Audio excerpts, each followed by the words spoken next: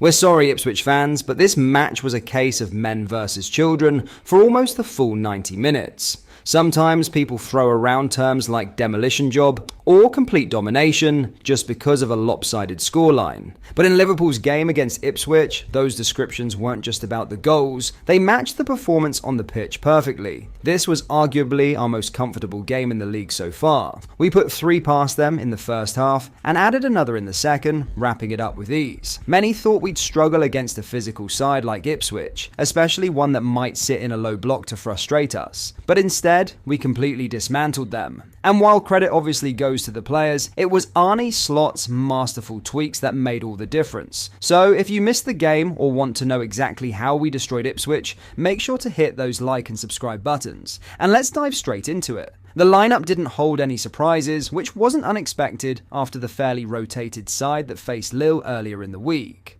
Alisson held his usual spot in goal with Andrew Robertson, Virgil van Dijk, Ibrahima Konate and Trent Alexander-Arnold forming a solid backline. The midfield trio featured the usual suspects, Ryan Gravenberch, Alexis McAllister and Dominic Szoboszlai, who commanded the middle of the park. And up front, Cody Gakpo returned to the lineup, replacing Darwin Núñez and joined Mo Salah and Luis Diaz to complete the attack. From the very first second of the game, it was clear that Arne Slot had made a tweak to our usual build-up structure. Normally, we build out in a 4-3-3 or a 4-2-5 setup, with Gravenberch operating as the single pivot. The fullbacks typically stay deep and narrow, helping circulate the ball at the back before finding a pass forward, whether that's to the wide areas or straight through the middle. But in this game, things were noticeably different. Early on, you could see Trent pushing higher up the pitch, slotting into that right half space. This forced Ipswich's Philigen to drop back, which left Konate with acres of time and space on the ball. And if you give the French beast that much freedom, you already know what's coming. A laser-sharp pass to slice through your defensive lines. Let us break down exactly how this unfolded. 5 minutes into the game, Trent was already pushing into that right half space, dragging Philigen along with him. As Trent moved higher up, he created a pocket of space for Konate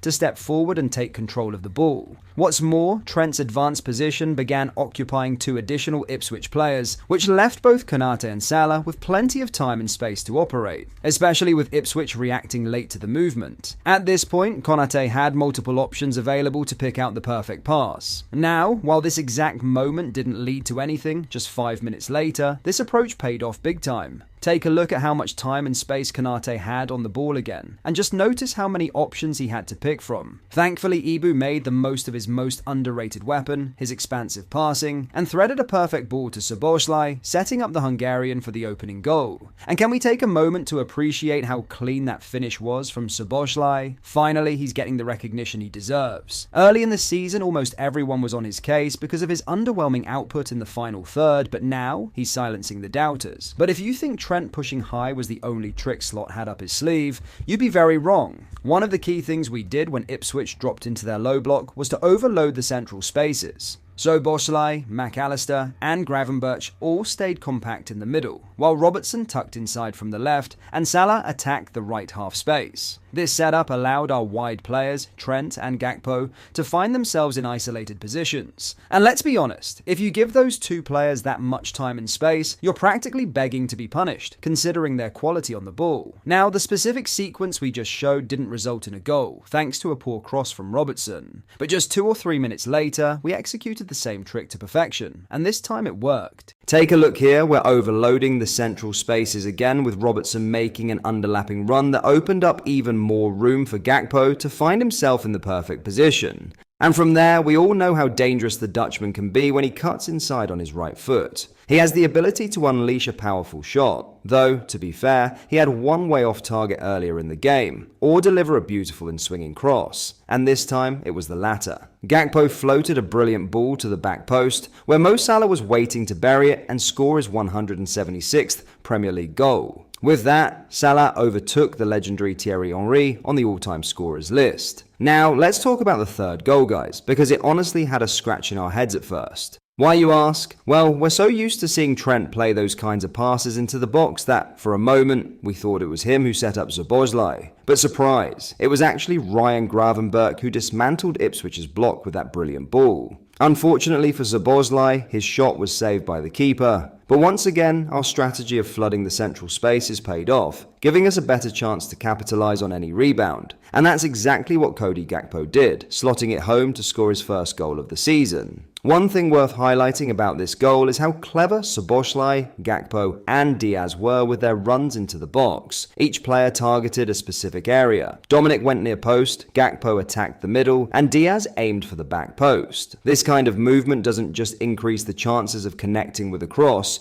but it also sets us up perfectly to pounce on rebounds. That's exactly what happened here, and it was textbook execution. As for the second half, it was literally a walk in the park. We dominated possession, created enough chances to score 2 or 3 more. Trent even hit the crossbar and completely shut Ipswich down, limiting them to just 0.25 expected goals. And of course, we can't wrap up this video without talking about the fourth goal, the perfect icing on the cake. Once again, we overloaded the central spaces, which gave our wide player, in this case Trent, the time and space he needed to deliver a gorgeous cross into the box. And yet again, the way we attacked the ball was spot on. Cody Gakpo, stepping up like a proper number 9, capped off the festival with a brilliant header to score his second goal of the game. Unfortunately, Ipswich managed to pull one back in the final minutes. Now, for many, that might seem like an irrelevant goal to concede. But for the players in Arnie's slot, it's a clean sheet lost. And you know they won't be happy about it. For us here at Panenka though, that goal ruined our evening. Want to know why? Here's the thing. Trent had an absolutely phenomenal performance. He grabbed an assist, came close to scoring a beauty of his own, and was on track for a clean sheet. Most importantly, he was heading for a haul of bonus points on FPL. Guys, we captained him for this game. We were about to rake in the points. But alas, that Ipswich goal crushed our dreams. Honestly, we have to put this one on Arne for not subbing Trent off when the score was a comfortable 4-0. Now, joking aside, this was a walk in the park, and a completely different game compared to our opening match away at Ipswich. Today, we controlled the game from start to finish, and even the Ipswich goal came from a corner. Weirdly enough, Harvey Elliott, arguably the shortest player on the pitch,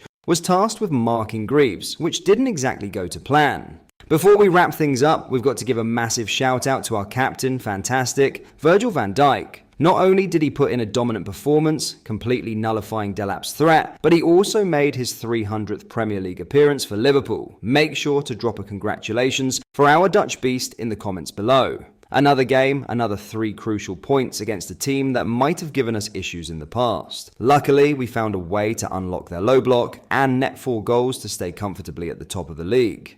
Looking ahead, our next game is against PSV in what will be our final Champions League group stage match. After that, we face Bournemouth, who are flying high after their impressive 5-0 win over Nottingham Forest. This midweek game against PSV should be a good opportunity to rotate the first team and keep things fresh for what looks to be a very challenging fixture at the weekend. So what did you think of the performance? Who was your man of the match? And do you think we should rotate the squad for the PSV game to avoid any surprises against Bournemouth? Let us know your thoughts in the comments below. And if you enjoyed this analysis, don't forget to hit that like button and subscribe for more content.